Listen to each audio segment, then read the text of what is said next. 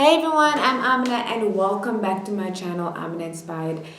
This week I want to tell you how I can forgive the most heinous crimes.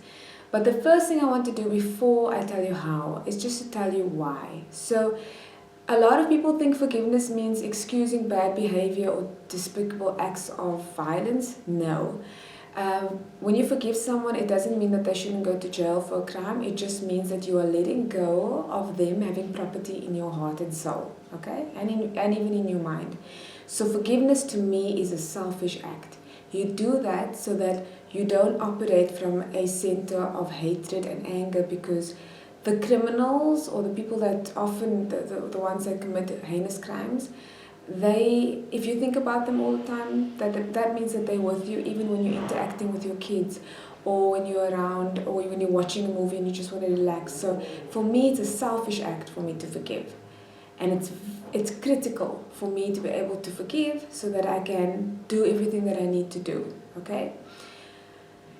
So this is how I forgive. I want to give you like a really, unfortunately, it is a realistic example. So in cases where you have somebody who is like in their 60s violating a 1-year-old, okay, and killing them, that a lot of people, I mean, I am a mom of 2, so all of these feelings of anger and disgust and like just like helplessness kind of like flows through you.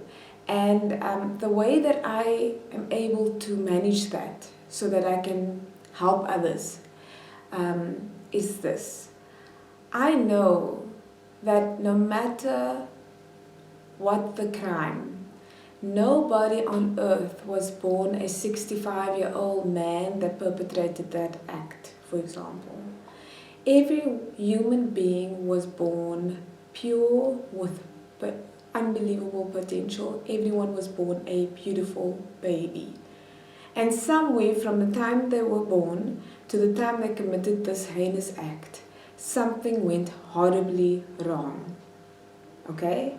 And so the only way my mind can make sense of this is that something in the environment broke them, broke their mental state. And they put their pieces back together in a very disturbed way, which makes them think that it's okay to do what they do. So when I think of the world like that, when I think of each and every criminal like that, then I'm stepping outside of my reactive sort of position as a mother or as a human being, where I'm just like, damn, you should go to jail, and people should go to jail. But when you have that approach and you say, okay, something went wrong, clearly, because we know that sane people don't do that. So something must have happened. And when we start asking the question, why did this happen? Then we are looking at the cause of the problem. And in South Africa right now, we are just looking at the symptoms. So when we point out all of these really scary things that's happening to women and children and everyone, then we are dealing with the symptoms of a problem. And putting people in jail and even giving them the death penalty does not solve the fact that there might very well be another generation of really twisted minds that are going to perpetrate even more heinous acts. So when I tell you to forgive, I'm also telling you to think further than your immediate impulse, which is to be angry or to be sad or depressed. I'm asking you to push further and ask the question. Just imagine for a second that you have an open wound and you're just putting plasters on it, band-aids, you're just putting plasters and plasters. This problem that we have in South Africa is a festering wound. And people, when we just point out problems, we are just looking at the symptoms of it, okay? But if we want to get to the crux of it, we have to ask the tough questions, which is not what is happening, but why is it happening? And unfortunately, this is really not something that a lot of people are addressing, at least not that I've seen. I'm with everybody that says that these criminals should be punished, and I agree with you. But I also know that at this current moment, it doesn't deal with the real underlying problem. So I don't have all the answers for you, but I can give you some ideas that's in my mind about why we have this. And I want to open this conversation so you can also come jump in and tell me what you think is the reason why we have this problem. So when we know why, we can fix it.